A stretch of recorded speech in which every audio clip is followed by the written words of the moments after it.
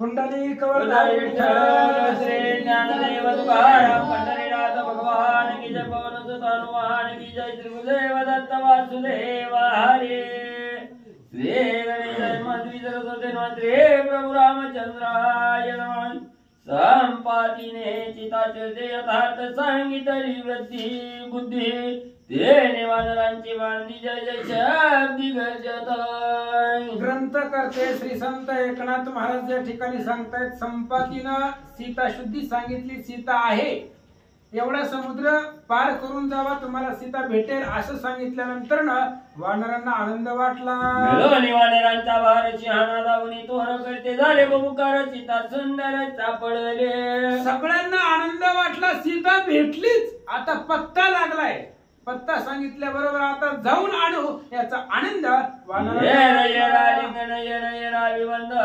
सीता सापडली चित्ररत्न चारशे उड्डाण करिता आणि वानर तिथले तिथं उड्या मारू लागले आनंद साजरा करू लागले सीता आपल्याला निश्चितच सापडली असं सांगतात आमच्या कष्टांची झाली सिद्धी आली पावली सीता शुद्धे म्हणून वानरांची मांडी हर्षानु वाली डुल्ल आनंद वाटला वानरांना महाराज आजपर्यंत श्रम केलेला आहे ती कष्टात संपलं त्याला सिद्धी प्राप्त झाली सिद्धीचा शोध लागला वानर बोलतात ये रे राधा विधी वाकुल्या ये रे ये रा करीती गुदगुल्या हाय सत्य चित्ता शुद्धी झाली या आमची फिटली अशंका आणि आनंद वाटला एकमेकाला गुदगुल्या करू लागले एकमेकाच्या त्या ठिकाणी असणारे समोर उड्या मारू लागले सत्य असणारी सीतेची शुद्धी तिचा तपास आपल्याला लागला असं सांगतात अंगरे वैतोनीचा परिवाराच्या योजनाचा गार अवलंब चके कोण विरतो विचार मांडिला सगळे वानर आनंदाने उड्या मारत होते अंगद युवराज होत त्यांच्याकडे सेनापती पद होतं त्यांनी विचार केला आपल्याला उड्या मारून जमत नाही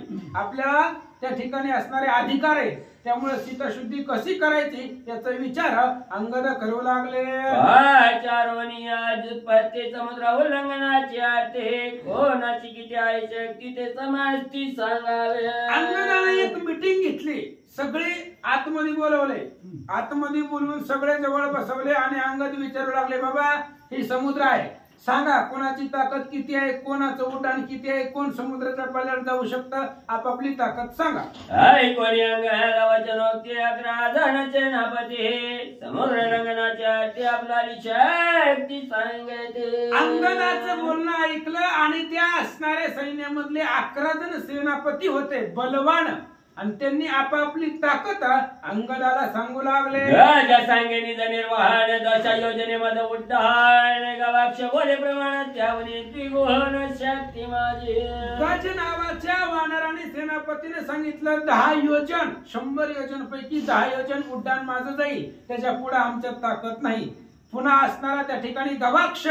त्याने सांगितलं माझं उड्डाण त्याच्यापेक्षा दुप्पट म्हणजे 20 योजन आहे त्याच्या पुढे मी जाऊ शकत नाही सांग्या तिने गोते 30 योजने माझी शक्ती 40 योजनांची गती बोले पुरुषार्थी वृषभतो शरभानं सांगितलं शरभ नावाच्या वानराने 30 योजन पर्यंत माझं उड्डाण माझी उडी या समुद्राच्या पलीकडे 30 योजन जाऊ शकते त्यावेळेस वृषभ नावाचा वानर आहे त्याने सांगितलं 60 योजन पर्यंत मी उड्डाण करू शकतो शक्ती बोले गंधवादहन 50 योजनेमध्ये उड्डाण मैंद बोलीला पण 60 योजने शक्ती माझी आणि गंधमाधन असणारा वानर त्यानं त्या ठिकाणी सांगितलं की 50 योजन माझं उड्डाण आहे मैंद नावाचा वानर तो सांगू लागला त्याच्यापेक्षा जास्त 60 योजन पर्यंत म्हणजे निम्म्या समुद्राच्या पुढे मी जाऊ शकतो वेद बोले हे आपले त्वरे उड्डाण योजने 70 सुषेण महावीर वानरी सरी नावावरी सनेवनय आणि त्यावेळेस तो असणारा सांगू लागला द्विंद सांगू लागला 70 योजन माझं उड्डाण आहे सुषेण नावाचा वानर आहे तो आपल्या संग नाही ते पश्चिम दिशेला गेले पण तो सुद्धा 90 योजनच्या आतमध्ये त्याचं उड्डाण आहे मला माहित आहे कोणाची किती ताकद आहे माझी 70 पर्यंत 70 योजन एवढा उडी माझी जाऊ शकते सुषेणाच्या बरोबरीला माझं उड्डाण आहे असं द्विंद सांगू लागला पिता सुषेण पश्चिम शोधा झालेला राणा त्याचे नावे विराण त्याचे उड्डाण 4 विसा आणि तारेचा वडील असणारा जो आहे त्या सुशेनाचं उड्डाण आहे, किती उड्डाण आहे त्याचं? 80 योजन उड्डाण आहे. 4 20 म्हणजे 20 चोक 80 ना. पण ती मारती होती हा लक्ष देईन पुन्हा. सांगावयाने पुरुष हातला जायमान जांबवंता मागची वाच करू दे की. तारेचा पिता जो सुशेन पश्चिम शोधा जाडीला जाण त्याचे निनावे विरान त्याचे उड्डाण 4 त्याचं नाव तर सुशेन आहे. दोन आहेत सुशेन, एक वानर एक डॉक्टर. तारेचा पिता वेगळा हा ही सुशेन वेगळा. म्हणजे लक्षात येतं परत. तारेचा असणारा जो सुशेन वडील आहे तो असणारा सुशेन तो पश्चिम दिशेला गेलाय. तो आपल्याकडे आपल्या पार्टीमध्ये तो नाही, तो तिकडच्या दिशेला गेलेला आहे.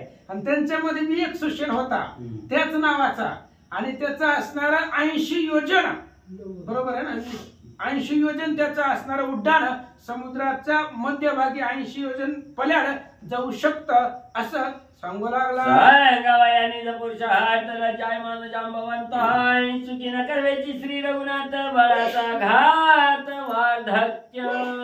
आता एवढ्या जणांनी आपापली ताकद सांगितली.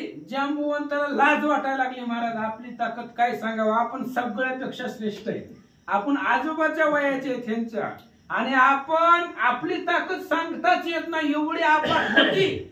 आणि रामचंद्राला आपल्याला सुखी करता येत नाही याची खंत जांबुवंताला वाटले.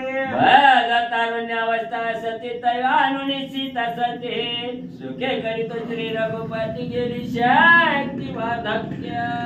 आणि जांबुवंत सांगतायत मी जर तरुण असतो, मला जर त्या ठिकाणी तरुणपणा असता तर मी आत्ताच सीता जाऊन आणली असती. समुद्र माझ्या पुढे काय आहे, पण आता वार्धक्य आलंय, म्हातारपण आलंय, आता चालायला येत नाही, काठी टेकत कसं तरी करतोय, नाही त्या ठिकाणी ताकद अवसान, म्हणून मला रामाचं कार्य करता येत नाही अशी खंत करू लागला. माझे तारुण्य पुरुष हाता माझा मी सांगेन आता करू नका उपासता समळ कथा वधारा. जांबुवंताने सांगितलं हे बघा माझ्या ताकद नाही म्हणून मला हसू नका, माझी ताकद ऐका.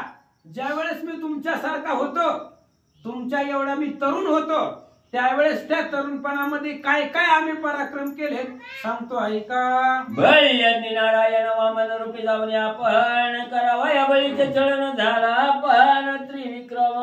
आणि बळीचं छळन करण्यासाठी भगवान श्री विष्णूंनी वामनाचा अवतार घेतला आणि 3 पायामध्ये पृथ्वीचं त्या ठिकाणी त्रिभुवनाचं आक्रमण करून घेतलं असं जांबुवंत बोलले. काळी मी आणि सुशेन दोघा पूर्ण तारुण्या पाण करावा या त्रिविक्रमदर्शी प्रदक्षिणा दोघे जण निघालो. आणि त्यावेळेस मी आणि सुशेन, आता ही सुशेन पश्चिमेचा असेल, मी आणि सुशेन आम्ही 2 जण मिळून त्या ठिकाणी त्यावेळेस वामन अवतारामध्ये ज्यावेळेस भगवंताचा वामन अवतार बळीला छळण्यासाठी झाला घेतला होता, त्या अवतारामध्ये आम्ही तरुण होतो, मी आणि सुशेन, आणि आमच्यामध्ये अफाट बळ होता.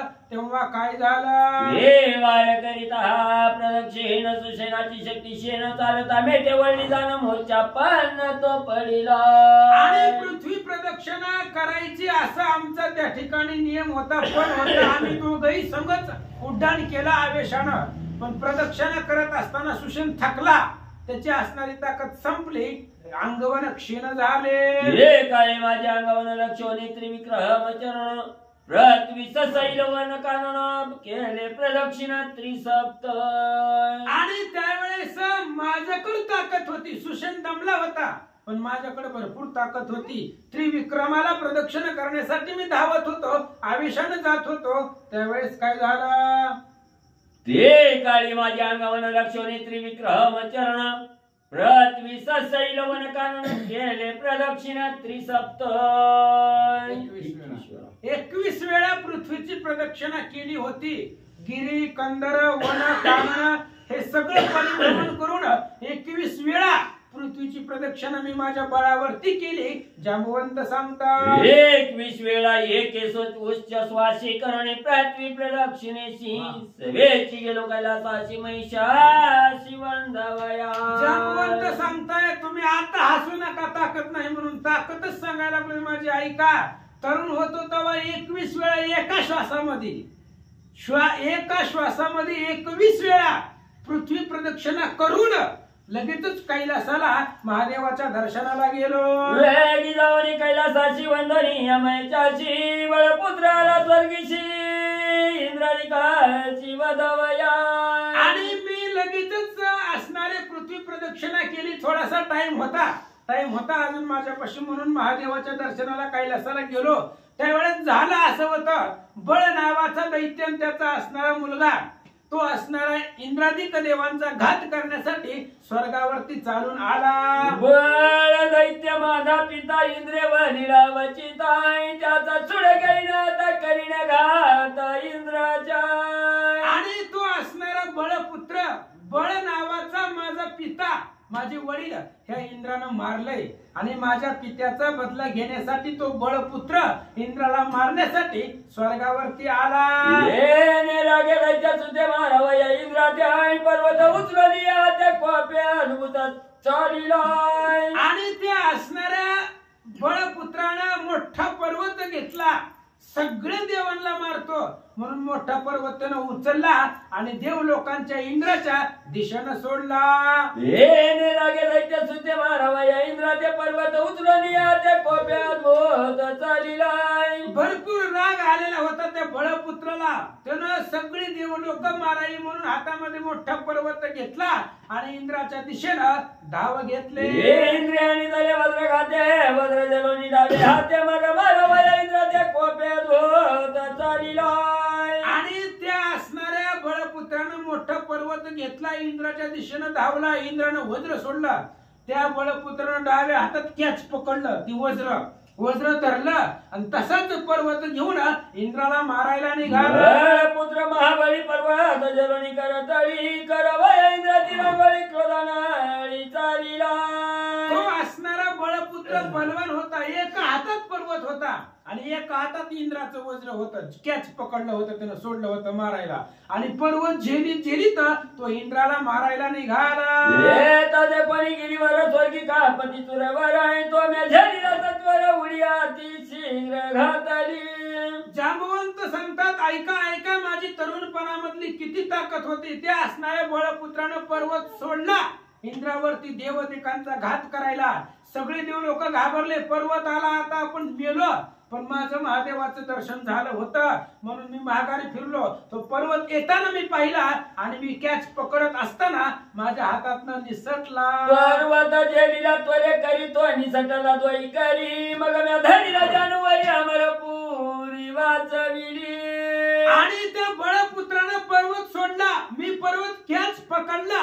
पण कधी कॅच बी सुटतय, माझ्या हातातनं सुटला तो पर्वत, निसटला दोन्ही हातातून. आणि तो पर्वत पडू नये म्हणून मी मांडीवरती झेलला आणि इंद्राची अमरपुरे मी वाचवले.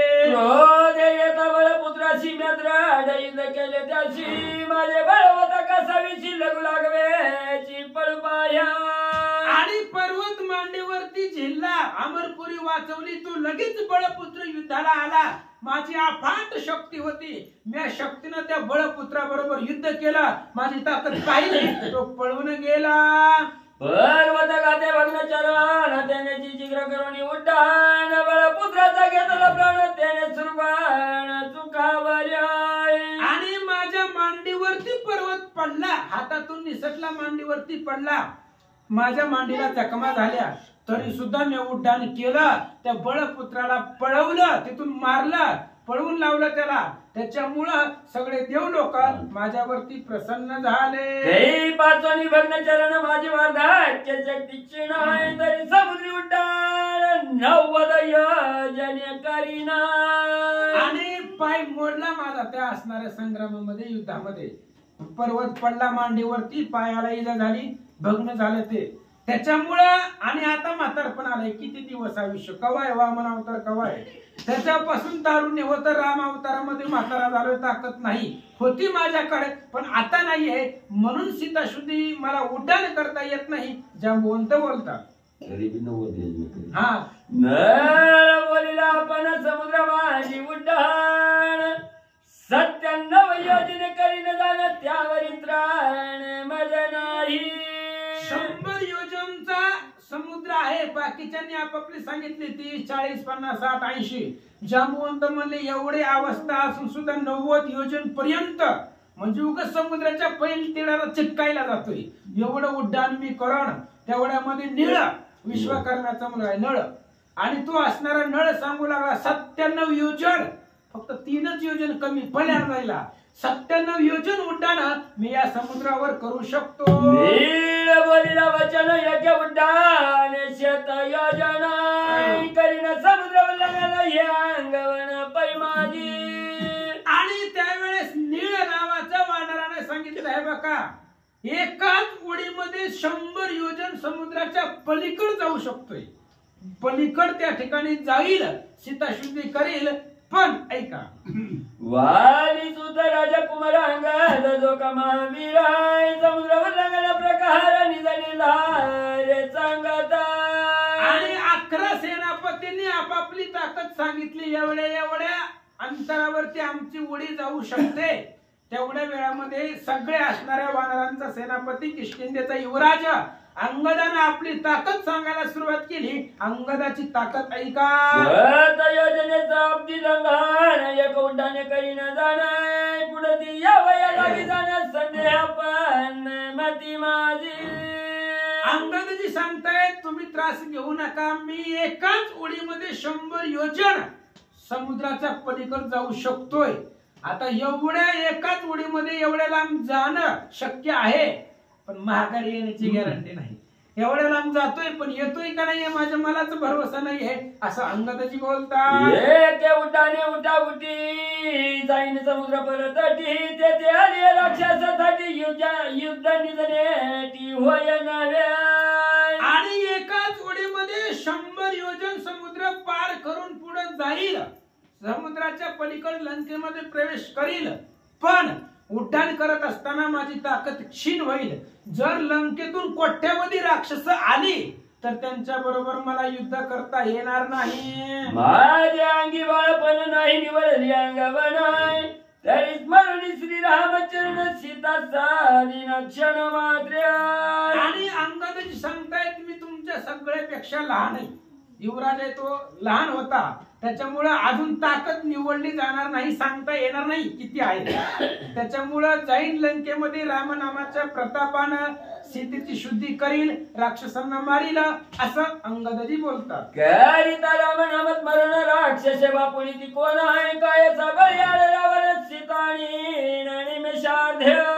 आणि रामचंद्राचं नामस्मरण करील, त्यांच्या बळावरती लंकेमध्ये जाईल, कोट्यावधी राक्षस मारील, रावणाला मारील आणि सीता अंगदाच्या उत्तर वानरी केला जय जयकार जितपती करीती जुहार तो राजकुमार अतुर्वळी. आणि अंगदाने सांगितल्याबरोबर सगळ्या वानरांनी जय जयकार केला. म्हणली तुम्ही युवराज आहेत, आमचे राजकुमार आहेत, राजाचे असणारे त्या ठिकाणी सुपुत्र आहेत, किष्किंधेचे युवराज आहेत, तुमची ताकद अफाट आहे. आम्ही आता सेवक सकाळ राजकुमार आणि तू वाळ समुद्र लंघनाची तुळत तुझवरी साळ नाही घालू. आणि ती असणारी बाकीची वानरे सांगू लागले महाराज तुम्ही युवराज आहेत, आम्ही सेवक असताना, आम्ही एवढी मोठे बलवान वानर असताना तुम्हाला सीताशुद्धीला पाठवणं कसं पाठवावं. करिता प्राण देणे लागेल आणि त्यावेळेस अंगदाने सांगितलं मग असं जर झालं नाही तर आपल्यापैकी कुणीच जाणार नाही, कारण कुणाचंच उड्डाण समुद्राच्या पलीकडे जात नव्हतं, मधीच पडत होतं. मधी पडलं की काय पाण्यात मरावंच लागल. मग असं जर आपण केलं तर सीता भेटणार कसे. बोलीला जांबवंत हनुमंत विराती विख्यात कौगाच्या शपथात भूत प्रतापी. म्हणून म्हातारी माणसं संघ लागते तर अनुभवी असतात महाराज. तेवढ्या वेळेला जांबवंत बोलले अरे तुम्ही कशाला तुमची ताकद दाखवायला. अहो एकाच पायामध्ये अख्खं त्रिभुवन आक्रमण करण्याची ज्याच्यात ताकद आहे ती कोपऱ्यामध्ये उभा राहिली. हनुमंताकडे किती ताकद आहे वर्णन करता येत नाही. लहानपणी सूर्यावर गेला होता, आता एवढी ताकद असते. बाळपणी आकळीता भानू रावता निर्धडीला अभिमानू याचा पिता प्रवचन हनुमंत. आणि याची अफाट ताकद आहे. लहानच होता हनुमान, नुकतं जन्मलेला, आणि तेवढ्या असणाऱ्या लहान लहान वयामध्ये अगदी बालपणामध्ये सूर्यावर झेप घेतली, सूर्याला चिटकायला हनुमान गेले होते. लहानपणात एवढी ताकद आहे, मग आता तर तरुण आहे. आता तरी झालो टणका श्रीराम भजनी यावंचक. त्याची गर्मी ब्रह्मचर्य कपीन त्याचा देखणार श्री रघुनंदन माता अंजलीन देखील ब्रह्मचारी पूर्ण कपिराजय. आणि तो हनुमान पूर्ण ब्रह्मचारी आहे. त्याच्या असणाऱ्या गर्भामधून येत असताना गर्भ कासोटी आहे, ती फक्त एका रामानं पाहिली. हनुमंताचं नग्न दर्शन त्याच्या आईला सुद्धा नाही. आईचे बोलत जांबवंत स्थाने ऐकला हनुमंत रोमांकित युक्त उठिलाय. आणि अशा पद्धतीने जांबुवंतानं सांगितल्याबरोबर हनुमंतानं शिफ्टी जमिनीवरती आदळले आणि जांबुवंताच्या सांगण्यावरनं उठले. योजने अतिरंगाला ते माझे पादक्रमण आहे तुम्हाची तंडे तो कोण सीताने आणि हनुमंताने सांगितलं तुम्ही आतापर्यंत जेवढ्या ताकदी सांगितल्या ना ती सगळे 100 योजन समुद्र माझं फक्त एकच पाऊल आहे. एकाच पावलामध्ये मी 100 योजन समुद्र पलीकडे जाऊन सीतेची शुद्धी घेऊन येतो. रावणा उपती राक्षसाला ख्याती प्रताप्याने सीता सती श्री रघुपती चुकारतोय. आणि त्या रावणाला ताकद दाखवीन, त्याला त्रास देईन, त्याची उपहती करीन, त्याचं सगळं सगळं शस्त्र सैन्य जाळील, सीतेला घेऊन येईल. विचार तुम्हाशी सांगेन चाचार आहे जने सुखी वय श्री रघुवीर तोय प्रकार मी करीनाय. आणि त्या लंकेमध्ये गेल्यानंतर ना अजून एक विचार माझ्या डोक्यामध्ये आहे तो तुम्हाला सांगतो. ज्या मी कार्य केल्यानं रामाला सुद्धा आनंद होईल असं कार्य करील. ऐका आणि सीता कोप येईल श्री रघुनाथ तरी घालून करण्यात सिद्धी जर गेलो सीतेला घेऊन आलो तर रामाला राग येईल, त्यामुळे फक्त रावणाला त्रास देईल आणि सीतेची शुद्धी घेऊन माघारी येतो. राक्षसारी राम लक्ष्मण वीर शोर दोघे जण सीतेपाशी मी देईन सकुळी रावण निर्दळावयाय. राक्षसाचा अंत करणारा तो राम लक्ष्मण आहे. सगळ्या राक्षसांना मारील, सीतेची शुद्धी आणील आणि रामचंद्राला सांगेल रोज शमुक पर्वतावरी जाणं घेऊन या श्रीराम लक्ष्मण गाडीन लंकेवरी उड्डाण सकुळी रावण मारावयाय. आणि आताच्या आता त्या ठिकाणी ऋषमुख पर्वतापासून निघल्यापासून राम लक्ष्मणाला घेईन त्या पर्वतावरनं आणि लंकेला जाईल, रावणाला मारील, सीतेला घेऊन मी आतुरवळी करीन राक्षसाला वंदळीची तालीन रामाजवळी हरकेटाळी पिटीताय. आणि अतिशय आतुरबळी हनुमान होते. सगळ्यांना माहिती होते हनुमंताकडे ताकद आहे. हनुमंतानं ताकद सांगितली, आनंद वाटला. सीतानीन रामापाशी का रामने सीतेपाशी अथवा सिद्ध्यानीन तुम्हापाशी या कार्याची मी करता. हनुमंताने सांगितलं 4-5 तुम्हाला माझं नियोजन असं आहे. एकतर सीतेला रामापाशी नेईन, नाहीतर रामाला सीतेपाशी नेईन, आणि दोन्ही बी नाही जमलं तर सीता कुठं आहे याचा शोध घेऊन तुमच्यापाशी येतो. लंकाद्वारी रणकल्लोळी केळन शिरांची चंडुबळी लंकेची करोडी वळी तरी मी बरे हनुमंतोय. लंकेमध्ये जाईल, समुद्र पार करी, लंकेत गेल्यावर एका राक्षसाच्या शिरांबरोबर त्याची मुंडकी उडविल आणि त्या शिरांचं क्रिकेट खेळील असा त्रास मी राक्षसांना देईन. सीता शुद्धी ते तव कीर्ती या लागी काय शिकून तकुंती सुखी राहिले समजती लंके प्रहती मी जातो. आणि हनुमंत सांगतात तुम्ही टेन्शनच घेऊ नका, सीता शुद्धी करणं त्याच्यासाठी एवढी तुम्ही त्या ठिकाणी तळमळ कशाला करतो. एकाच उडीमध्ये लंकेला जाऊन येतो. आईच्या बोलणे आपण समजताची घालून लोटांगण अंग देते दिले आलिंगन गरजे गगन अल्लाह. आणि अशा पद्धतीने हनुमंताने सांगितलं, सगळ्यांना लोटांगण घातलं, अंगदान हनुमंताला मिठी मारले. प्यारी कले समजता त्या हनुमंत बोलत माझा उड्डाण अंगावात सावया शकतात तुम्ही नावा. आणि सगळे वानराला हनुमान सांगू लागले, बाबांनो मी जर उड्डाण केलं, माझ्या उड्डाणापासून अंगापासून जो वारा निघेल तो वारा तुम्हाला सहन होणार नाही. माझे उड्डाणाचे निजाण्याच्या महेंद्र पृथ्वी माझी जाते पर्वत शिखरेवती पीठे कडे कपाटे मुजतील. अरे मी जर उड्डाण करायला लागलो, हनुमानजी बोलताय, तर माझ्या अंगाच्या वाऱ्यापासून मेरू नावाचा पर्वत पृथ्वीमध्ये बुडून जाईल, पर्वताची शिखर झाड सगळे उडून पडतील, एवढा वारा माझ्या अंगाचा आहे. उड्डाणाचा अंगावाचा पर्वता तुटो आणि तळी पडत शिखरात रणप्राय उडत वृक्ष उपडत समोळी. अरे माझ्या उड्डाणाचा अंगापासून होणारा वारा, त्या वाऱ्यानं मोठमोठाले पर्वत उडून समुद्रात पडतील, पर्वताची शिखर ढासळतील, मोठमोठाली झाड उडून समुद्रामध्ये पृथ्वीवरती पडतील, पालापाचोळ्यासारखी झाड आकाशात उडतील. वृक्ष उपडणी समोळी परिभ्रमती अंतर आणि शुष्क पर्णे वाहुटळी तैशा वेळ जाळी उडतील. मोठमोठाली महाकाय असणारी झाड माझ्या अंगाच्या वाऱ्यानं आकाशामध्ये पालापाचोळ्या उडावा तसे आकाशामध्ये उडतील, एवढं सामर्थ्य आपल्याकडे आहे. चंबळ हेर समुद्र जळ त्याने निमेल तिमेल ध्रुवमंडळ दिग्गज कापतीच्या चळाती तळमळ जलचरा.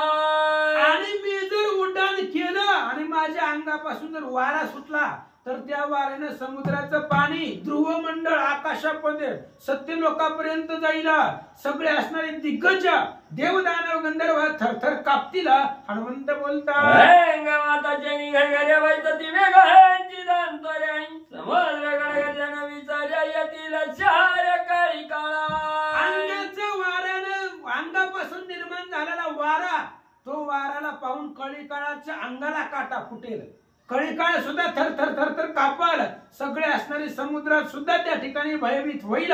हनुमान बोलतात नादाचा धाक मोठा उमद बेल नीळकंठाई रमाता पटी वैकुंठ वय संकटानी वारी. आणि उड्डाण केल्याबरोबर उड्डाणाचा वारा आणि त्याच्यामध्ये आमची रामनामाचा भूतकार, असं जर पराक्रम आम्ही केला तर असणारी पार्वती माता महादेवाला मिठी मारेल. उड्डाण काळाती दुधर चुरनर रागती निशाचर त्याच्या तुम्ही गावाला कैसे धीर धरलो. अरे बाबा, मी जर उड्डाण केलं त्याचं वारं अख्ख्या ब्रह्मांडाला मूर्छित पाडेल एवढी ताकद आहे. तुम्ही तर वानर आहे, तुम्ही इथं कसं राहताल, तुम्ही सुद्धा उडून जाचाल, काहीतरी नियोजन करा. या लागी तुम्ही वानर गण हात धरून योग्य जण पर्वत कवळ सत्रान तरीच प्राण उरतील. हनुमान सांगतायत मी निघालोय, पण जाता जाता इशारा करून जातो जीव वाचवण्यासाठी. मी जर गेलो आणि माझ्या अंगापासून वारा सुटला तर एक बी वाचणार नाही वानर. त्यामुळे एकमेकाचे हात घट्ट धरा, मोठमोठाले पर्वत बघा आणि त्यांना मिठी मारून बसा.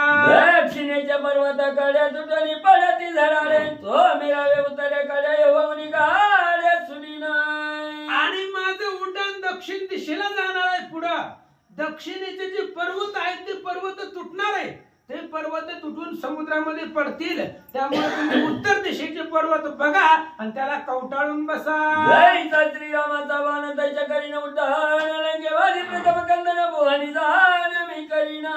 जसा रामाचा बाण धनुष्यातून सुटावा, वेगाने तो बाण जावा, त्या पद्धतीने मी लंकेमध्ये जातो आणि राक्षसांना मारतो. गरुडी इंद्रजिताची सळत किन रावणाचे बळ राक्षसांच्या मित्र ते सकाळ गांजीना. लंकेमध्ये गेल्यावर ते इंद्रजिताकडे किती ताकद आहे, कुंभकर्णाकडे किती आहे, रावणाकडे किती आहे, कुणाकडे किती आहे, सगळं सगळं सगळं मी लंकेमध्ये जाऊन पाहतो. आरती लावा. पाळणी राक्षस दाताची त्याच्या मी करीन राशी मग मधून कुडवेची करीन सळेशी रावण. अरे मग ते असणाऱ्या राक्षसांच्या राशीच्या राशी, त्या असणाऱ्या राक्षसांच्या शिरांचा ढिगारा लंकेमध्ये तयार करीला, रावणाला त्रास देईला, एवढी ख्याती लंकेमध्ये जाऊन करेल. लंकेची घर धांडोळी जमीन लभे जन कबाळी लंका उडवणी समोरी रामा जवळी आणि मी लंकेमध्ये गेलो, मला जर लंकेत सीता दिसली नाही, संपत्तीने सांगितले लंकेत आहे, मला जर सीता दिसलीच नाही तर आखीच्या आखी लंका उपटून हातावरती घेईल आणि रामचंद्रापाशी येईल, एवढी ताकद हनुमंतराय सांगतात.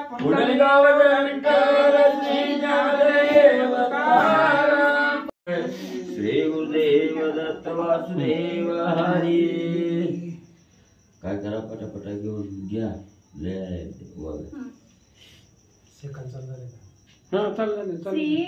लोकाभिरामं रणरंगधीरं राजीव नेत्रं रघुवंशनाथं कारुण्यरूपं करुणाकरन्तं श्रीरामचन्द्रं शरणं प्रपद्ये. नीलाम्बुज श्यामल कोमलांगं सीता समारोपित वामभागं पानोमासाय कचारु चापं नमामि रामं रघुवंशनाथं।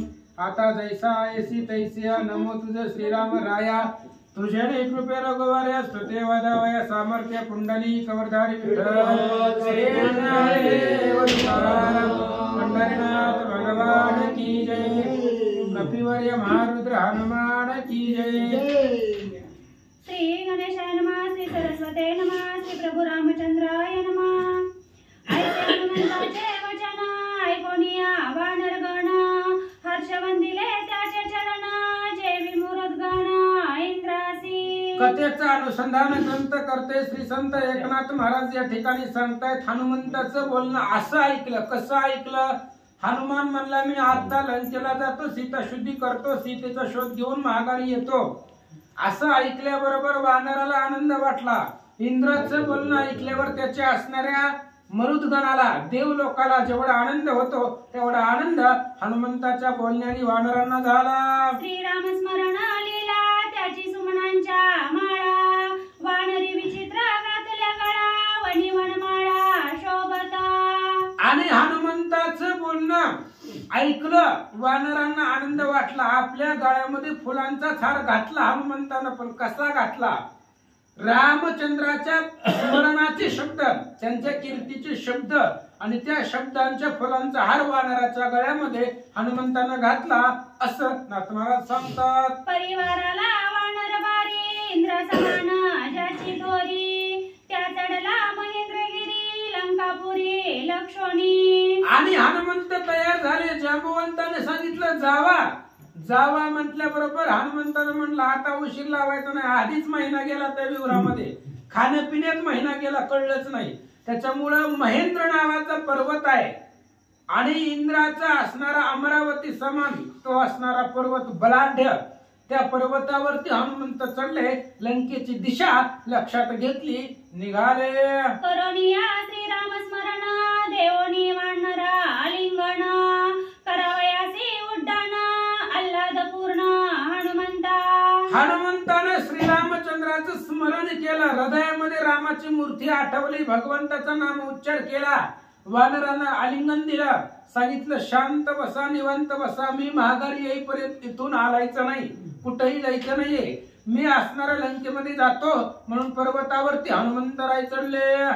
मुखी श्रीराम नाम मुद्रा, हृदय धरुणी श्रीरामचंद्रा, उल्लंघवया समुद्रा, कपिकुंजरी आल्हाद.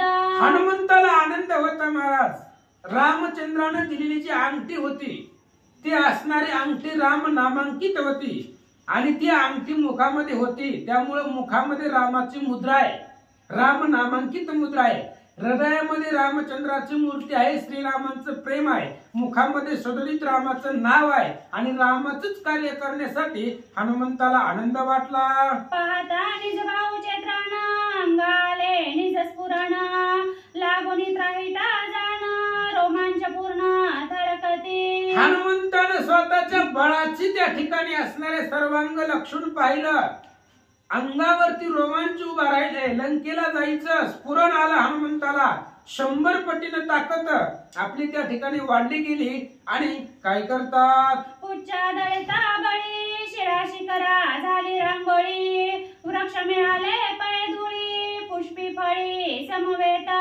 हनुमंताला आवेश आला, स्फुरण आला आणि आपली जी शेपटी होती ती शेपटी जमिनीवरती आदळली. समुद्राच्या किनाऱ्याला आदळल्याबरोबर ज्या पर्वतावरती शेपटीचा प्रहार पडला ते पर्वताचं पीठ झालं, बिगर गिरणीचं पर्वत पीठ झाले महाराज. एवढी फक्त शेपटीच सामर्थ्य होतं. झाडं जी होती ती झाडं फल फुलांसहित उन्मळून खाली पडली. एवढा आकांत शेपटीच्या धडाक्याने झाला. पक्षी कळकळती आकाशी, महाप्रळय दिग्गजांसी, तरस्त गरा बिळवासी, सिंह सुकरांसी अतित्रास. पक्षी कळवळू लागली महाराज. आकाशामध्ये जाणारे असणारे पशु पक्षी, वनामध्ये राहणारे सिंह म्हैसे तरस सगळे असणारे जी काय असणारे वनामधले असणारे पशु पक्षी प्राणी असतील, दिग्गज आहेत आकाशामधले सुरवर लोक दिग्गज, ते सुद्धा प्रताप पाहून थरथर कापू लागले. उड्डाण करिता महाबळी, पर्वत दाटला पायतळी तेने तो रूपला भूतळी सर्प पातळी दडपले. हनुमान ज्या पर्वतावरती उभा होते तो पर्वतावरती हनुमंताच्या शरीराचं वजन पडलं. आता किती किलो असेल हनुमंताचं वजन? होतं का वजन काटा मोजायला? अहो उभारले बरोबर पर्वत पाताळात गेलाय. हनुमान ज्या पर्वतावर उभा आहे तो पर्वत पाताळामध्ये गेला, दडपला.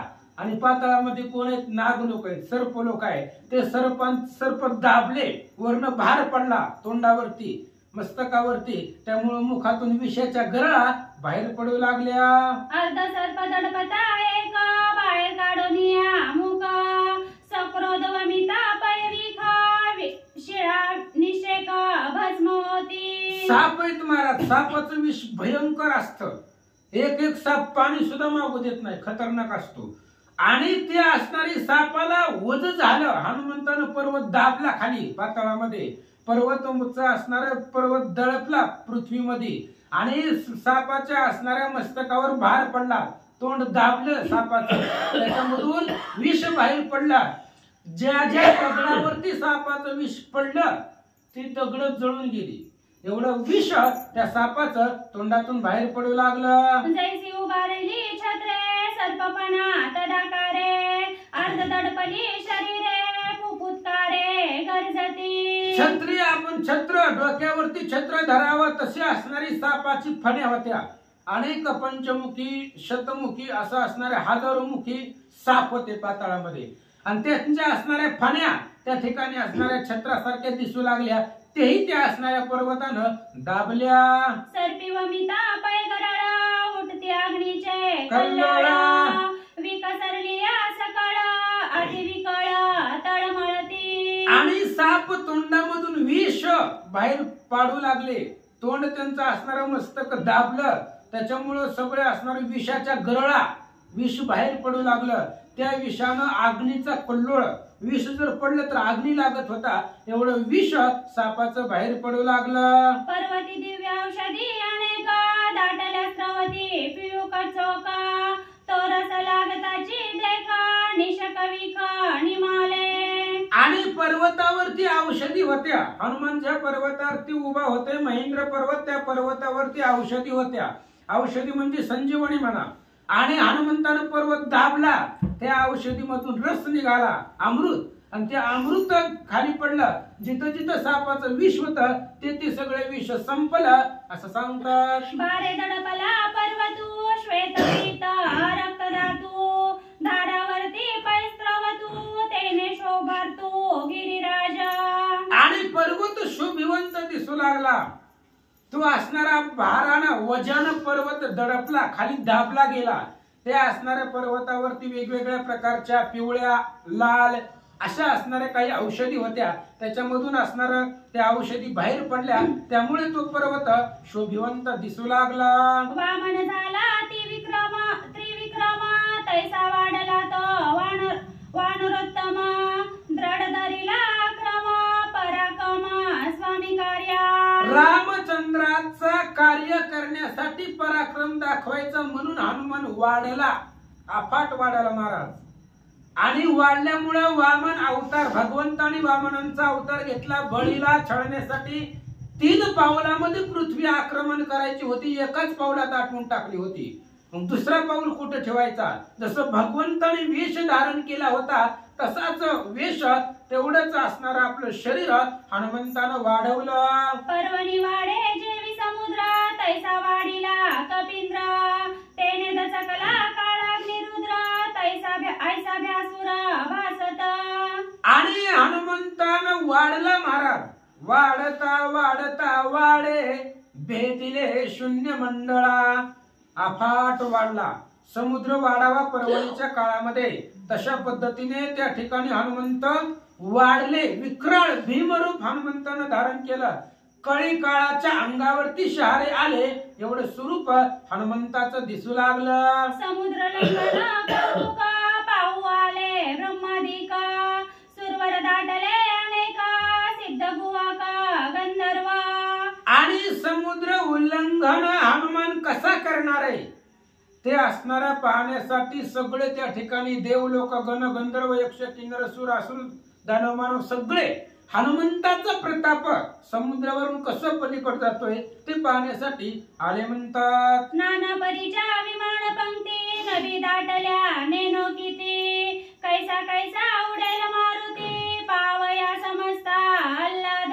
आणि हनुमंताचा प्रताप आहे तो कसा समुद्रावरून उडून जातोय, समुद्राचं आक्रमण तो कसा करतोय, कसं कसं त्या ठिकाणी समुद्रावर उड्डाण करेल ते सगळं पाहण्यासाठी आनंद होता. देव लोकांना आपापली विमानं घेऊन समुद्राच्या वरती आले. उमा रमा आणि सावित्री पाहू आल्या नवही नारी समुद्रा माझी वानरी कैसे परी उडी जेला.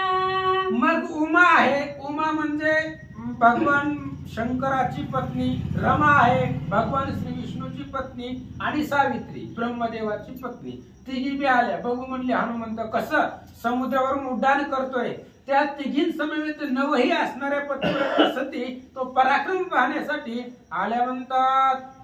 सुमुष्टी बाहू धरोणी पुढा वळणी पुढच्याचा आकडा बळे उडता पैमाकडा पडिला तडा गिरी तटी. आणि हनुमंतानं आपली मूठ आवळली, शेपटीचा आकोडा त्या ठिकाणी टाकला गेला आणि त्या असणाऱ्या पर्वतावरती वजन हनुमंतानं टाकलं. उड्डाण करत असताना ते असणाऱ्या पर्वत दाबला गेला. कडे खचले सागरी शिखरे उडाली अंबरे. अंबरी समूळ वृक्ष वारे निकरी गगनांतरी परिभ्रमत. हनुमंतानं त्या महेंद्र पर्वतावरून उड्डाण केलं. त्यावेळेस जे पर्वताचे कडे होते ते कडे समुद्रामध्ये ढासळले. पर्वताचे जे शिखर होते ते शिखर सुद्धा उडून आकाशामध्ये फिरू लागले. झाड होती पर्वतावरती मोठमोठाले महाकाय वृक्ष होते ते सुद्धा आकाशामध्ये उडाले आणि पाला पाचोळा सारखे फिरू लागले. जैसा बोलवणी अति आपदा सुहृदय माघारे परतता देवी पाषाण वृक्ष समस्त मागे पडत सागरी. आणि जशा पद्धतीने एखादा लय दिवसातून पाहुणा घरी आला, मग पाहुण्याचा आदर तिथे करावा लागतंय, मान सन्मान करावा लागतंय आणि सगळं करून कपडे वगैरे देऊन त्याला पाठवावं लागतंय आणि त्याला सोडवायला जावं लागतंय. सोडून आल्यावर जसं महागारी येतो घरचा सदस्य तशा पद्धतीने ऐका.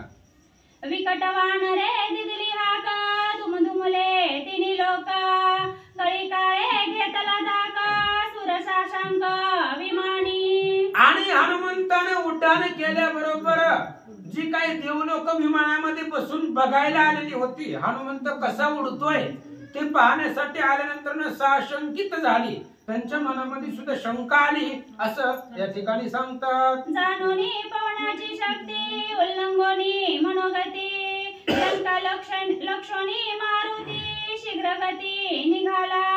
आणि पवनाची गती होती महाराज.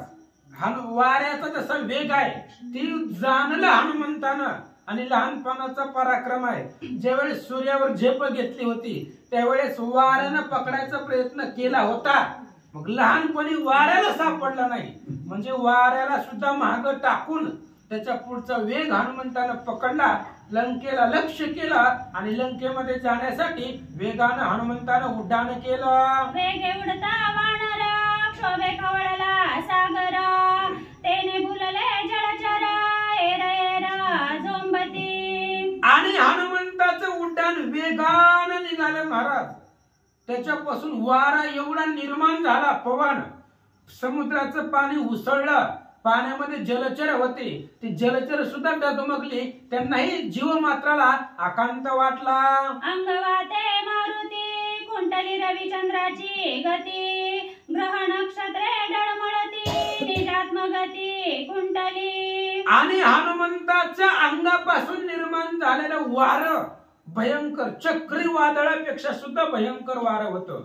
त्या वाऱ्यानं चंद्र आणि सूर्याची गती थांबली, सूर्याला सुद्धा हालता येईना, स्टॉप झाला जागेवरती. नक्षत्र ढासळून त्या ठिकाणी पृथ्वीवरती पडू लागली. एवढा आकांत अंगाच्या वाऱ्यानं निर्माण झाला. हनुमंताच्या अंगदीप्ती नभी शशी सूर्यलोपती नक्षत्रांच्या लाया होती तेजे मारुती दैदिप्यमान. आणि हनुमंताचं तेज होतं महाराज, सूर्याचंही होतं पण हनुमंताचं जे तेज होतं शरीराचं, त्या तेजानं सूर्य लोपून गेला होता. हनुमंताच्या प्रकाशापुढं सूर्य फिक्का पडला होता. नक्षत्र ढासळून पडू लागलेली होती. एवढा तेजवंत मारुतीराय दिसू लागले. बाळ सूर्याचा ओतिला की शेंदुराचा रचिला, न तो कुंकुमाचा घडीला तैसा देखिला हनुमंत. हनुमंत पाहिला एखादा लहान सूर्य असावा, बाळ सूर्य. सकाळी सकाळी सूर्य उगवायच्या आधी आपल्याला लाल भडक दिसतो गोळा, तशा पद्धतीने तो बाळ सूर्य दिसावा.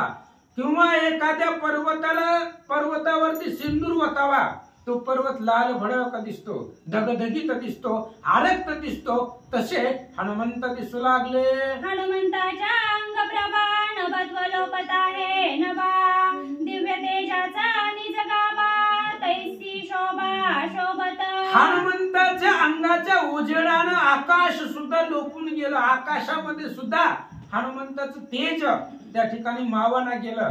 अत्याद्भुत उद्भट असणारं तेज हनुमंताच्या शरीराचं दिसू लागलं. जैसा रामबाण नभात तैसा हनुमंत असे जात, साधवया स्वामी कार्यात त्वरावित मारुती. हनुमंतराय वेगानं निघाले Maharaj, non stop super fast निघाले होते, थांबायचंच नाही. आणि आता आकाशातून असल्यामुळे गतिरोधक वगैरे काय नव्हते, सनाट निघाले.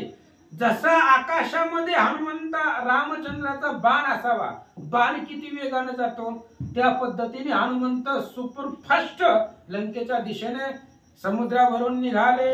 जैसे तप्तचा मी करा तैसा जातासे वानरा, विश्रांती द्यावया सत्वरा सांगे सागर मैनंद्री. आणि हनुमंतराय वेगाने निघावा, तप्त आगीचा गोळा असावा, तशा पद्धतीने हनुमंतरायाचं तेज होतं. आणि समुद्रावरून निघाले.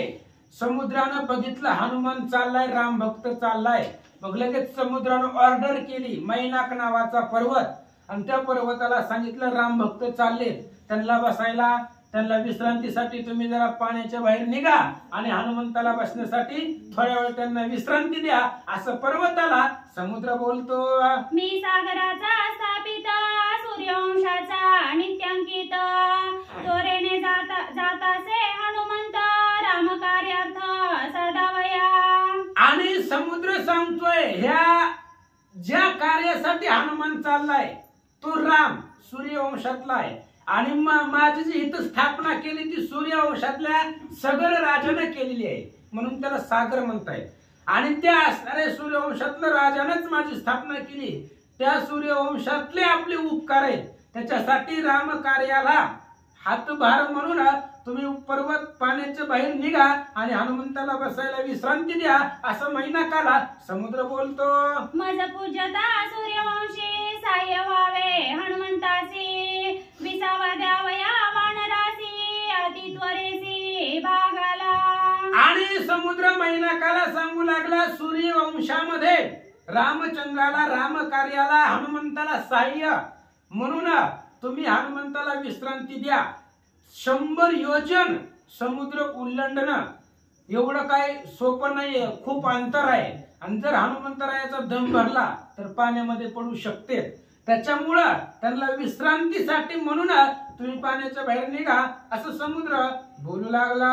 या लागी तुवा मैनंद्री वेगे निघावे जडा बाहेरी, सन्मुख निघोनी जड करी कपिंद्रा करी विश्रांती. म्हणून त्या ठिकाणी समुद्र सांगतो मैनांद्रीला तुम्ही पाण्याच्या बाहेर निघा आणि हनुमंताला विश्रांती द्या. त्यांना बसण्यासाठी हनुमंताच्या मार्गामध्ये जावा. पर्वत मधोमध दिसल्यानंतर हनुमंत विश्रांती करतील असा अंदाज समुद्राने लावला. हनुमान जातो त्वरे करी, विलंब होता जाईल दुरी, इतके माझे प्राधान्य करी देई वानरा विश्रांती. समुद्र सांगू लागला राम भक्त आहे, वेगानं निघालाय, त्यामुळं आपल्या दरवाजातून जात असताना त्याचं स्वागत करणं आपलं कर्तव्य आहे. त्यामुळे एवढी एक माझी विनंती आहे. समुद्र सांगतो मैनांद्रीला, आम्ही तुम्हाला काय मागितलं नाही, काही गरज बी नाही मागायची, पण आज तो हनुमान निघालाय. जर तू वेळ लावला तर हनुमान वेगानं निघून जाईल, त्यामुळं त्याला थांबव आणि बसण्यासाठी विश्रांती दे असं समुद्र बोलतो. विश्रांती दिली या वानरी, सेवा उपतिष्ठे श्रीरामचंद्री, पुढील मार्ग लंकापुरी, क्षणा माझारी पावेला. आणि हनुमंताला जर थोड्या वेळ विश्रांती दिली, तुम्ही पर्वतांनी तुम्ही जावा, तुम्ही पाण्याच्या बाहेर निघा, हनुमंताला विश्रांती भेटली, थोडासा विसावा भेटला, मग पुढचं जे अंतर आहे, आता निम्म्यापर्यंत आले असतील, पुढचं जे अंतर आहे ती क्षणामध्ये हनुमान पार करतील. पण कधी जो आतापर्यंत निम्म्यामध्ये आलेला जो थकवा आहे तो थकवा त्यांचा घालवा, त्यांना विश्रांती द्या, राहिलेलं अंतर क्षणात पार करतील असं समुद्र बोलतो. ऐके मैनंद्री गिरिनाथा, विश्रांती दिली या हनुमंता, सुख संतोष श्री रघुनाथा, हे कार्य सर्वता तुवा कीजे. ऐका ऐका मैनांद्री, ऐका, तुम्ही जर राम भक्ताला विश्रांती दिली तर अफाट सुख भेटणार आहे. कारण राम भक्ताचे पाय तुमच्या पर्वताला लागतील, तुमचा उद्धार होईल, कल्याण होईल, शांती मिळेल, सुख मिळेल, याच्यासाठी हनुमंताला विश्रांती द्या. ऐसे सांगता सागरा, उल्हासे वाढला गिरीवर, सुस्वाद फळे अरुवारा, निर्मळ नीर कपी पूजा. लगेचच हनुमंताची सेवा म्हणून समुद्राने सांगितल्याबरोबर पर्वत पाण्याच्या बाहेर आला. पर्वत येतो, त्या पर्वतावरती सुंदर अशा प्रकारची झाडं होती, पर्वतावरती सुस्वाद असणारी देणारी फळं होती, फुलं होती, सुंदर सुंदर झाडं होती, विश्रांती होती, सावली होती. अशा पद्धतीने समुद्र पर्वत बाहेर आला. विश्रांती स्थळ अति प्रबळ, मंद सुगंध मलाय नीळ, पंचम कुजती कोकिळ, क्षणात करे आली कुळे. आणि हनुमंताची पूजा, त्यांना त्या ठिकाणी बसण्यासाठी, त्यांची पूजा करण्यासाठी तो असणारा समुद्र, सुंदर अशा प्रकारचं पाणी, मंद असणारा वारा, अशा पद्धतीने विश्रांती हनुमंताला देण्यासाठी पाण्याच्या बाहेर आला. मागील जाऊनी सकळ, श्रम पुढे विश्रांती पावे परम, ऐसा साधिला रम, वानरोत्तम विश्रांती. आणि ते असणाऱ्या पर्वतानं एवढं कार्य साधलं, एवढं सुंदर असणारा पर्वत, त्याच्यावरती सुंदर अशा प्रकारचं रम्य मनोहर, मनाला प्रसन्न करणार, पाठीमागून आलेला जी वेग आहे त्या वेगाने जे हनुमंताला आळस आलेला असेल, कंटाळा आलेला असेल, श्रम झालेला असेल, तो श्रम जावा आणि पुढचा अंतर क्षणामध्ये पार करावा, यासाठी पर्वत बाहेर आला. ऐसिया राम कैवाडे, हनुमंताच्या मार्गा पुढे, गिरी वाढला वाडे कोडे, विश्रांतीचे साडे कपिंद्रा. अशा पद्धतीने त्या ठिकाणी हनुमंताला विश्रांती द्यावी म्हणून त्या ठिकाणी हनुमंताच्या माग पुढं तो पर्वत करू लागला पाण्यामध्ये, आणि गिरी पर्वत पाण्याच्या बाहेर वाढू लागला.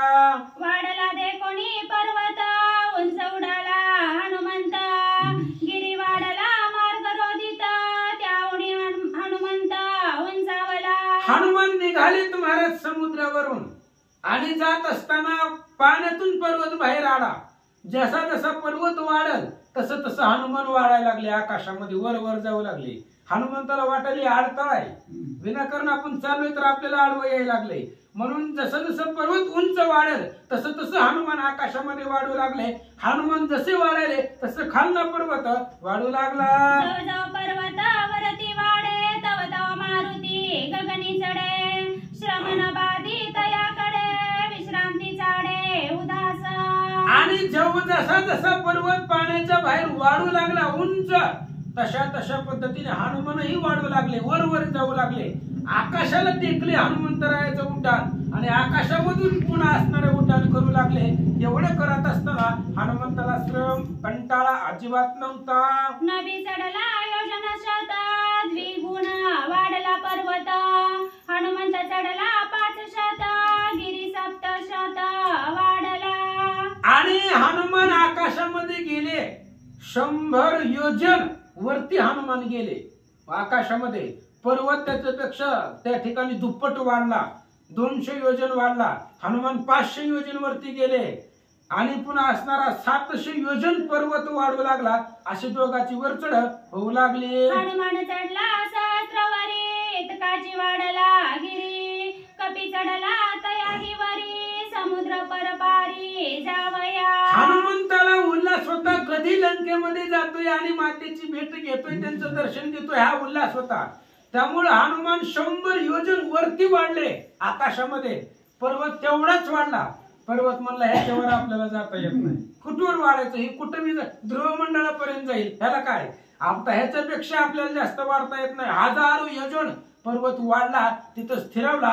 हनुमान त्याच्यापेक्षा उंच गगनामध्ये गेले आणि तिथून जाऊ लागले. गिरी वाढला 1,00,000 कोटी कपी चढला नभपृष्ठी पर्वत स्वये कपाळ पीठी चरण भेटी मज नव्हे. तरी सुद्धा पर्वतानं थोडासा प्रयत्न केला आणि 1000 योजनच्या वरती कोट्यावधी 1,00,000 योजन पर्वत वाढला. आणि मग हनुमंत नाभाच्या पोटातून आकाशामधून जाऊ लागले. मग असणारा तो पर्वत कपाळ बनवू लागला. लंगोनी जाता हनुमंत ज्ञानी मौनाक विनविता तू कृपाळू श्रीरामदूत उपेक्षित काजासी. आणि मग ज्यावेळेस हनुमान निघाला त्यावेळेस मग पर्वतानं म्लान वदन केलं.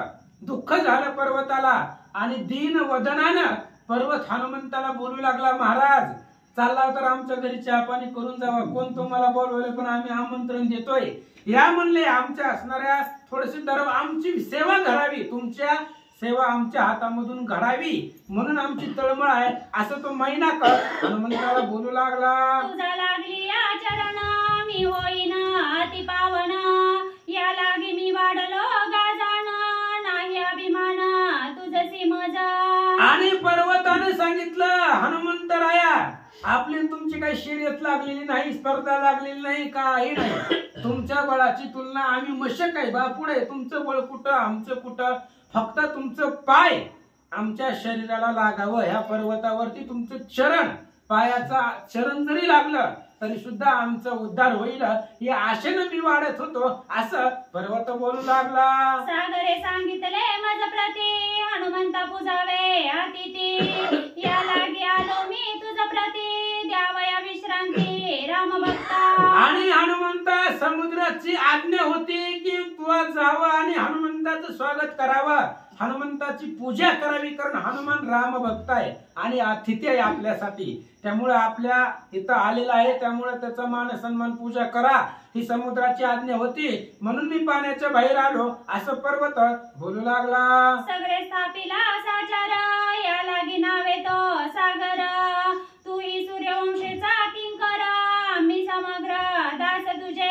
आणि हनुमंत आम्ही तर तुमचे सेवक आहे, तुमची या दासाचा दास करून ठेवा, आशीर्वाद द्यावा हाची मजा. अहो सूर्यवंशातला सगळ राजा आणि त्यानं या समुद्राची स्थापना केलेली आहे. आम्ही सूर्यवंशाचे सेवक आहेत, तुम्हीही सूर्यवंशाचे रामभक्त आहात, म्हणून तुमची पूजा करण्यासाठी आमची सेवा ऐका घ्या. तुझ्या पित्याचा स्थापित मी बसत आहे समुद्रात तोही अवधारी वृत्तांत उपेक्षित जाऊ नको. आणि पर्वत सांगू लागला, समुद्राची स्थापना कोणी केली? त्या असणाऱ्या सगर राजाने केली. पण पर्वत सांगू लागला, माझी स्थापना तुमच्या पप्पाने केली, वडिलांनी माझी स्थापना केली. कशी केली सांगतो ऐका. पूर्वी पर्वत पक्षधरा उड्डाणे घेती अति दुर्धरा पुरे पट्टाने करीती चुरा नगरे नगर भंगिती. आणि पर्वत सांगू लागला, हनुमंतराया सांगतो तुमच्या वडिलांचे उपकार आमच्यावरती कसे आहेत. पूर्वी पर्वताला पंख होते आणि पर्वत उडत होते आकाशामध्ये. पर्वत उडत असल्यामुळं एक एक पर्वत गावाचा भुकणं करीत होतं महाराज. पर्वत जर घरावर पडला तर घर राहील का? भुकणं होत होतं. सगळ्या असणाऱ्या शहराचं वस्तीचं त्या ठिकाणी नुकसान वाटोळ होऊ लागलं. तेव्हा काय झालं? इंद्रे घेऊन या वज्र गिरी पक्षा छेदिले समग्र माझेही छेदावया दुर्धरा वज्रधरा चालिला. आणि इंद्राने विचार केला, ह्यांना पंख दिले पण नुकसान व्हायला लागलं पृथ्वीचं. हे उडायला लागले महाराज पर्वत. कुठेही जाऊ लागले, पर्वताला जागा सोडायची नसते पण उडायला लागले, पंख दिले म्हणून फिरायला लागले, कुठं बी दुसऱ्याचं वाटोळं करीत. इंद्र आला आणि इंद्रानं त्या पर्वताचे सगळे पंख कापून टाकायला सुरुवात केली. तो इंद्र माझ्याकडेही आला होता, पण काय झालं? मज होता पलायमान, साह्य झाला तुझा पिता पवन. समुद्री आला गा घेऊन, त्याने हा प्राण वाचला. आणि मलाही माझे पंख मलाही मारण्यासाठी तो इंद्र आला होता वज्र घेऊन. आणि मी इंद्राच्या भीतीने पळू लागलो. पळत पळत असताना तुमचे वडील वारा, त्या वाऱ्यानं मला मदत केली आणि वाऱ्याच्या साह्यानं मी या समुद्रामध्ये आलो, म्हणून माझा प्राण वाचला. असे तुमचे वडिलांचे उपकार आमच्यावरती आहेत. पर्वत सांगू लागला, तुझ्या पित्याचा स्थापित समुद्र माझी होतो गुप्त. येता ते कोणी हनुमंत, विश्रांती हेतू वाढिलो. आणि पर्वत सांगू लागला, हनुमंता तुमच्या वडिलांनी माझा प्राण वाचवला, तुमच्या वडिलांनी या समुद्रामध्ये आणून ठेवलं, म्हणून माझं जीवन वाचलं. मी पाण्यामध्येच होतो, पाण्याच्या बाहेर कधीच निघालो नाही. आज तुम्हीच आलात, ज्याचे उपकार माझ्यावरती आहे त्यांचा मुलगा इथून चालला, हे पाहिल्यानंतर ना मी पाण्याच्या बाहेर तुमची सेवा करायला आलो. पर्वत सांगू लागला, ऐकोनी मैनंदीच्या वृत्तांता, कृपेने सांगे निज कार्यर्था. शोधावया श्रीरामकांता, ती शीघ्रता मी जातो. आणि त्या असणाऱ्या मैनांद्रीचं सगळं बोलणं ऐकलं. हनुमंतानं ऐकून घेतलं. हनुमंतानं सांगितलं, हे बघ तुझं जे काय आदर सन्मान आहे ते येताना, आता जाताना नको, कारण वेगाने चाललोय. मला सीतेची शुद्धी करायची आहे.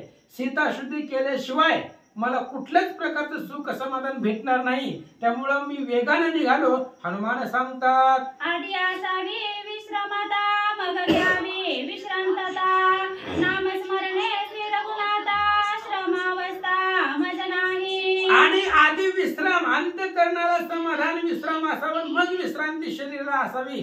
पण माझं कसं आहे, मला रामनामाचं स्मरण केलं आळसच येत नाही.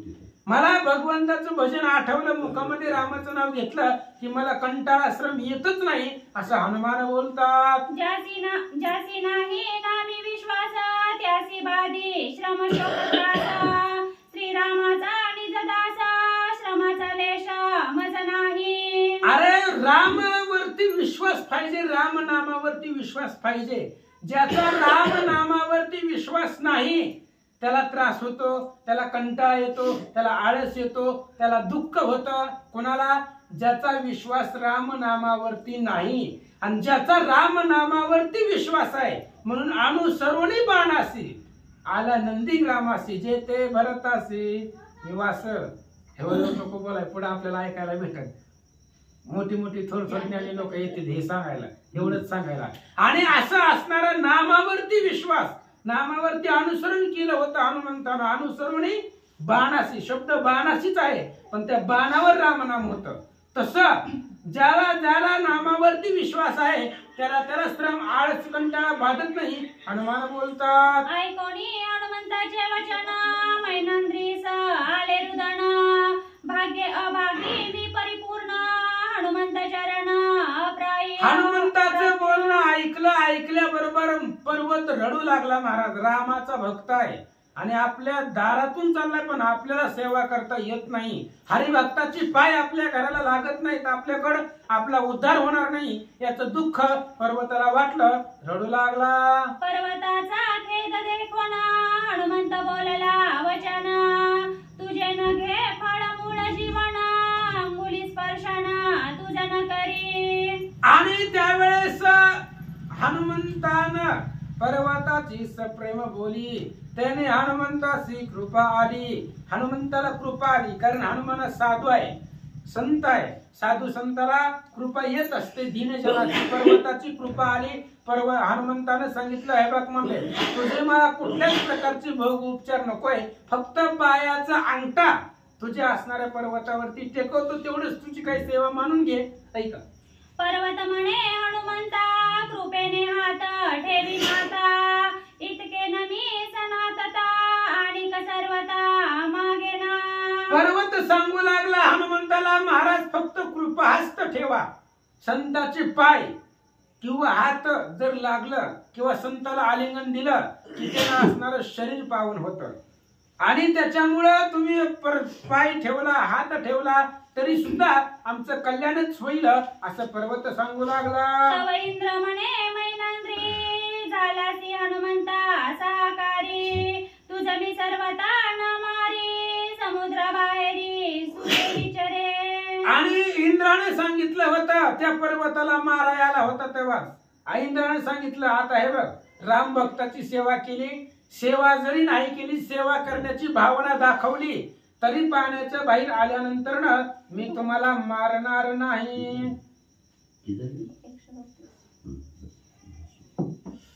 या महाराज गायकवाड महाराज घातला बसून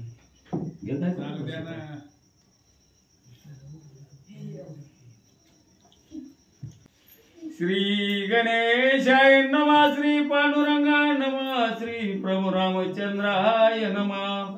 मग हनुमंते तये वेळी पर्वती ठेवली अंघोळी बाहेर भारे बैसला समुद्र तळी झाला पाताळी आकार.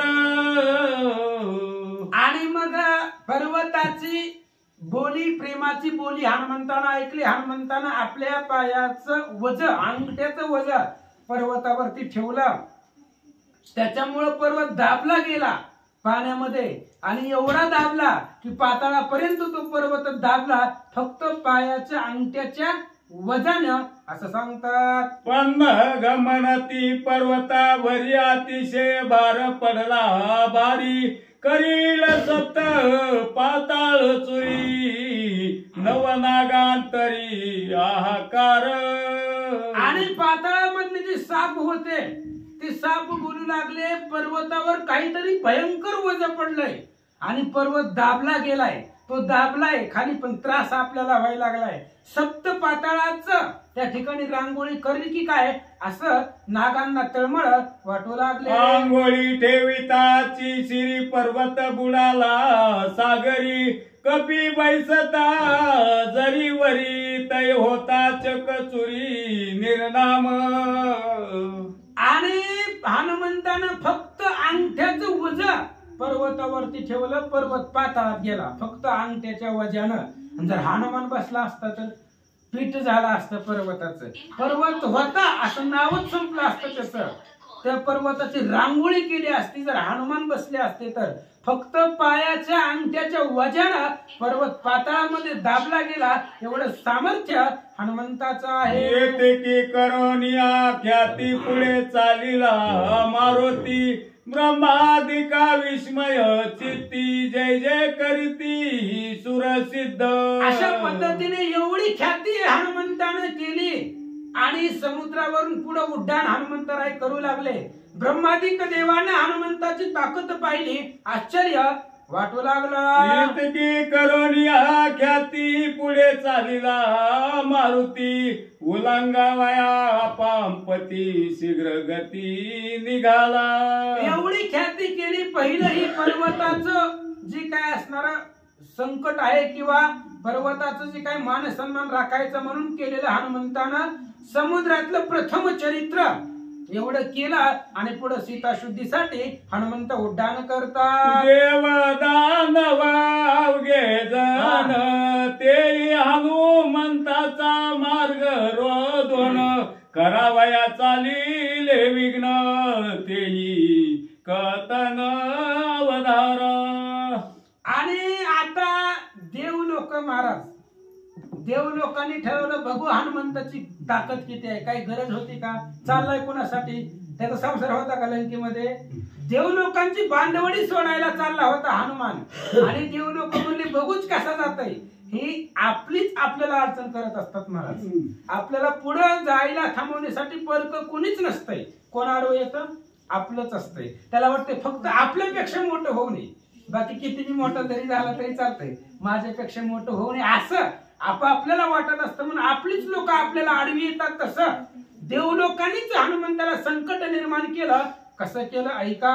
सागरावरी शीघ्र गमन करिता ये वायू नंदन राक्षस रूपे करावे विघ्न गमना गमन खंडावे. देव लोकांनी रस्त्यावरून निघालाय पण जाऊ द्यायचं नाही, ह्याला अडवायचं, विघ्न करायचं. मग आपण देव लोक आहेत, आपल्याला आपापल्या रूपामध्ये विघ्न करता येत नाही, मग राक्षसाच्या रूपामधून त्याला थांबवायचं असं विचार करतात. किती बळ आहे हनुमंता, पावयावळी देवा समस्त, दानवाची धनुजे माता, ते विघ्नार्था धाडिली. आणि देवांनी विचार केला या मारुतीकडे, हनुमंताकडे किती बळ आहे, किती ताकद आहे, आपण विघ्न केल्यावर आपल्या विघ्न पुढे टिकतंय का नाही ही बघण्यासाठी दानवांची आई कश्यपा ऋषींचीच पत्नी होती. ती कश्यपापासून सृष्टीची उत्पत्ती निर्मिती आहे आणि तेच असणाऱ्या कश्यपाची पत्नी आणि दानवांची माता ती सुरसा, ती छळन करण्यासाठी पाठवले. जावो शके निजात्मशक्ती, किंवा येईल काकुळती, काय करील मारुती, ते निश्चिती आम्ही पाहू. देव लोक म्हणले आपण पाठवले सुरसेला, पण आता बघू हनुमान पाया पडून विनंती करून जातय का आपल्या प्रतापानं जातय, आपल्या ताकदीनं जातय का नमस्कार करून काकुळतेला येऊन जाऊ दे म्हणून जातय, हे बघण्यासाठी देव लोकांनी विघ्न मांडलं. धनु आश्रयोनी समुद्र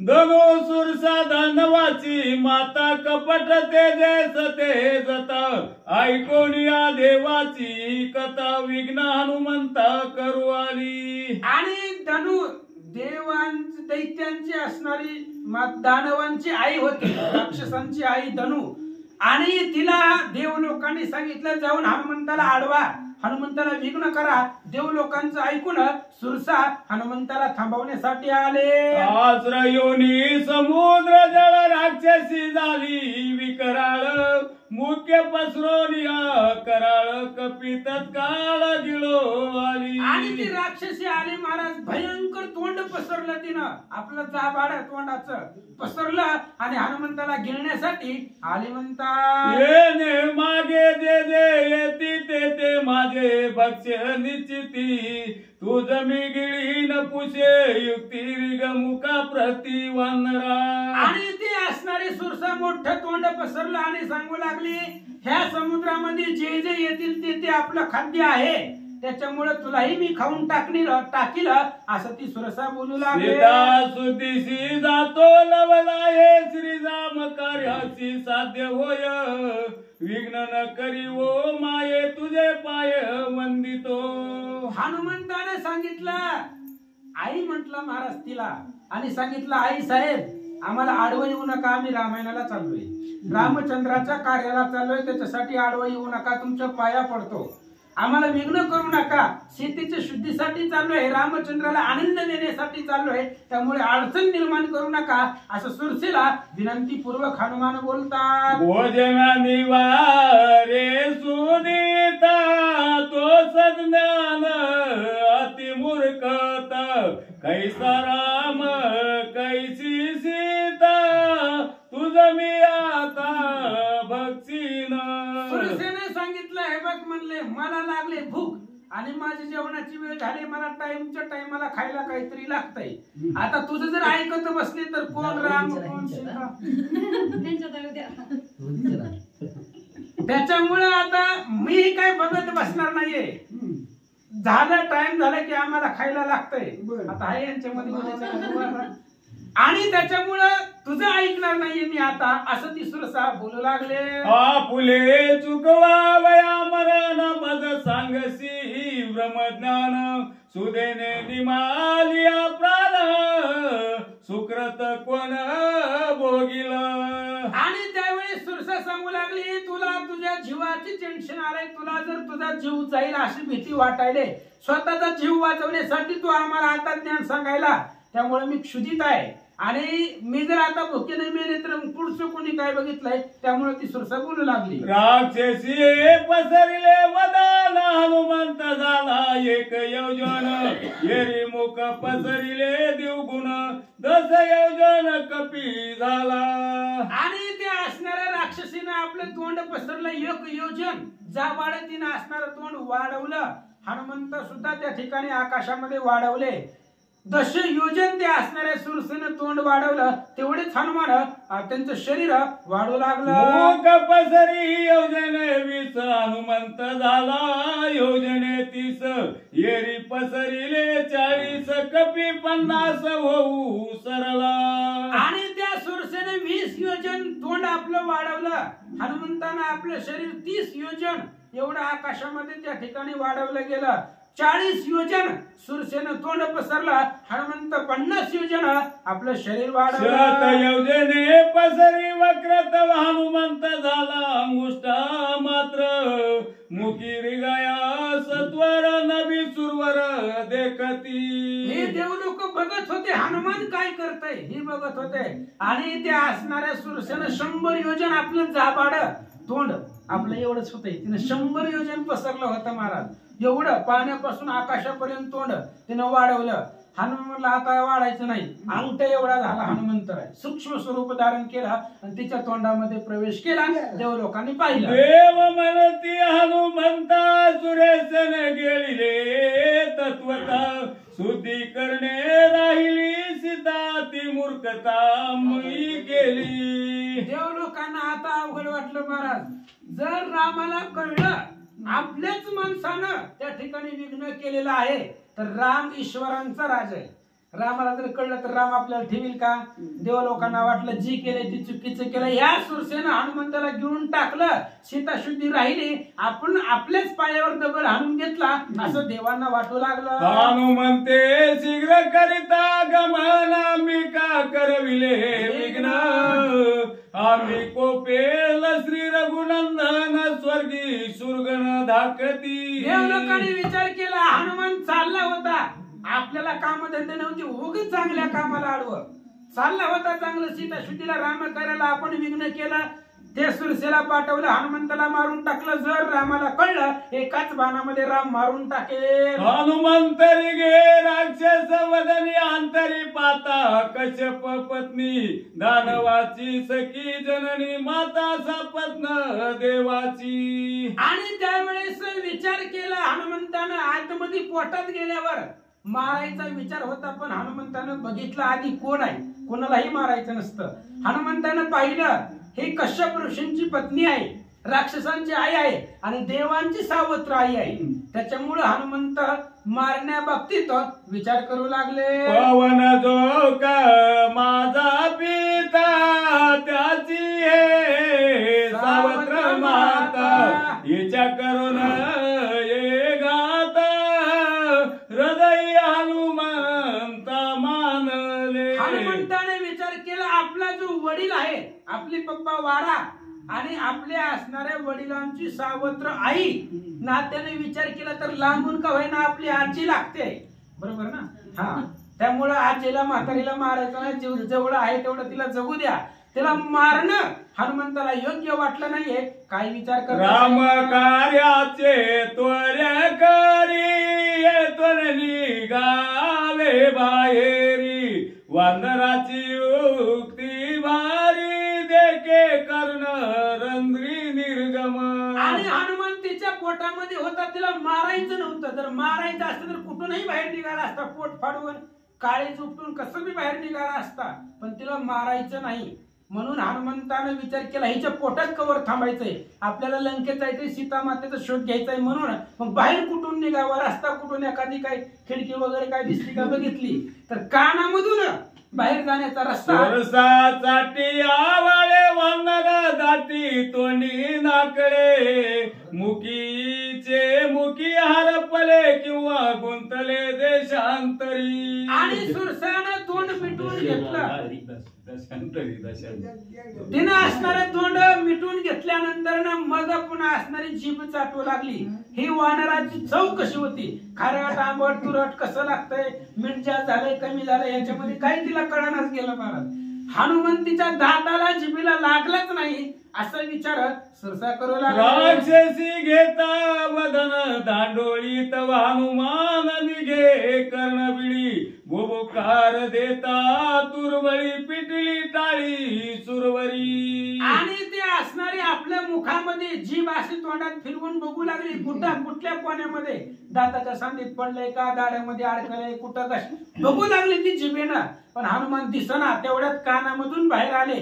बाहेर आल्याबरोबर प्रभू श्रीरामचंद्र भगवान की जय. हनुमंत विवेकी अति ख्यात न करोनी सुरसेचा घात निर्घामध्ये किला श्रवणात विघ्नातीत राम नामे. सुरसेनं पाहिलं आणि विचार केला हनुमान खरंच बलवान आहे.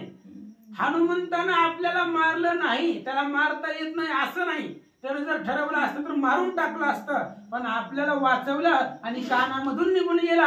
सुरसा विघ्नातीत श्रीराम भक्त त्या माझी मुकरणे हनुमंत श्रीराम नाम जे स्मरत ते यशवंत ती लोकी. विघ्नातीत असणारा हनुमान आहे महाराज. हनुमान विघ्नाच्या पलीकडचा आहे. हनुमंतापाशी विघ्नच येत नाही.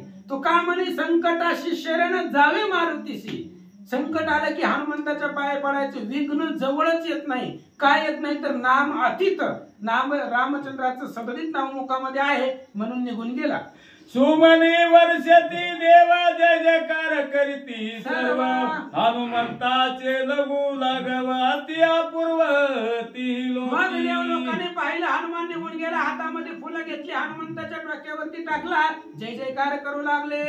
श्रीराम नाम मोकी मुद्रा हृदयी स्मरण श्रीरामचंद्र कैसे विघ्न त्या कपिंद्रासन समुद्रा लंगील. आणि मुखामध्ये राम नामांकित मुद्रा आहे. हृदयामध्ये रामाची मूर्ती आहे. हृदयात श्रीरामाचं प्रेम आहे.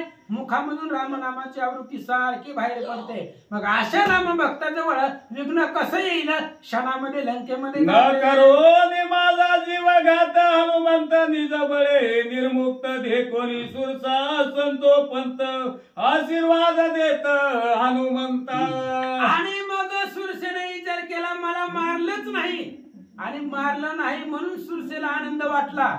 मग त्या ठिकाणी आशीर्वाद देऊ लागली कल्याण होईल आणि पाया पडत सांडोनिया राक्षसी क्रूरता सुरसा झाली शांत रूपता अर्थ सिद्धी पावसी हनुमंता श्रीराम सीता संयोगे. अहो त्या सुरसेचं चाललंच नाही म्हणून आशीर्वाद दिला. आणि जर हनुमंतानं पाया पडलं असतं तर त्या सुरसेनं सोडलं असतं का. नसतं सोडलं महाराज. सोडलंच नव्हतं. गिळून टाकलं होतं. पण ज्यावेळेस आपली ताकद चालली नाही मग तुझं कल्याण होईल. होणारच आहे. राम भक्ताचं कल्याणच होणार. तुला रामचंद्राचं कार्यामध्ये यश येईल कृत कल्याण होईल असा आशीर्वाद देऊ लागले. श्रीराम नामी तुझी मिठी आलागी तू दाटुंगा सृष्टी तुझे नि राम सीतेची भेटी राम राज्य सृष्टी तुझे. अरे तुझ्या मुखामध्ये सदोदित राम नाम आहे. आदट दाटुका महावीर मुखी राम नाम निरंतर तया कोण अर्थ दुस्तर कार्य सत्वर साधिला. युद्धकांड अध्याय 49 शक्तीचा शेवटचा अध्याय. सगळ्या वानरांना टेन्शन आल्यावर मग सुग्रीव सांगते हलका वैती आदट दाटुका महावीर आणि मुखामध्ये सदोदित रामाचं नाव आहे. रामा टेन्शन घेऊ नका आता येत. सीता शुद्धीची समय सिद्धी तुझे होईल गात्री शुद्धी निशिनिमेषे लंगील उदादी तू सद्बुद्धी कपिंद्रा. आणि सुरसा सांगू लागली हनुमंता राम नामाचं नाव मुखामध्ये असल्यामुळे तुमच्याकडे संकट येणार नाही. क्षणात लंकेमध्ये जातात. आईशे बोलवणी उत्तर सुरसा वंदिला वानर हेरू निघाला सत्वर समुद्र पार लंगावया. अशा पद्धतीने सुरसेने आशीर्वाद दिला. हनुमंताने उड्डाण केला निघाले. सुरसा देवी देवी विघ्न कपिने जिंकिले न मारून पुढे सागरी बळवान केले कंदन ते ऐका. सुरसेनं मारलं नाही. हनुमान लंकेमध्ये गेले. समुद्रावरून काय काय पराक्रम करतात ऐका. सकाळ ग्रंथांचे माहेर ते श्रीराम चरित्र पवित्र वक्राचे वक्र पवित्र श्रोते श्रोतियांचे. अहो सगळ्या ग्रंथाचं माहेर रामायण आहे. माहेर म्हणजे आनंद.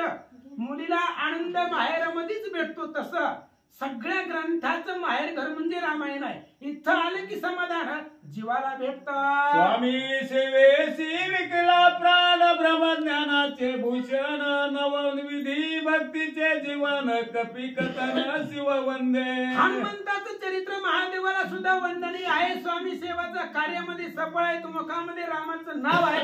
आदित्य दाटुके हनुमंताचं गणित चरित्र आहे. हनुमंताचे स्मरण विघ्नतेची होय निर्विघ्न स्मरणे सुलभ ब्रह्मज्ञान कथा पावन हनुमंते. हनुमंताचं स्मरण केलं की विघ्नच जवळ येत नाही असे असणारे हनुमंताचं त्या ठिकाणी दर्शन आहे. एका जनार्दना शरण कपी प्रताप गण पुढे काय केले कथन सावधान अवधाना. ग्रंथकर्ते श्री संत एकनाथ महाराज सांगतात हनुमंताचं चरित्र इथपर्यंत आलं. पुढे काय काय करतील ऐका. स्वस्ती श्री भावार्थ रामायण किष्किंधा कांडे एकाकार टिकिया हनुमंत समुद्र मध्ये गमन नाम सप्तमाध्यायी गो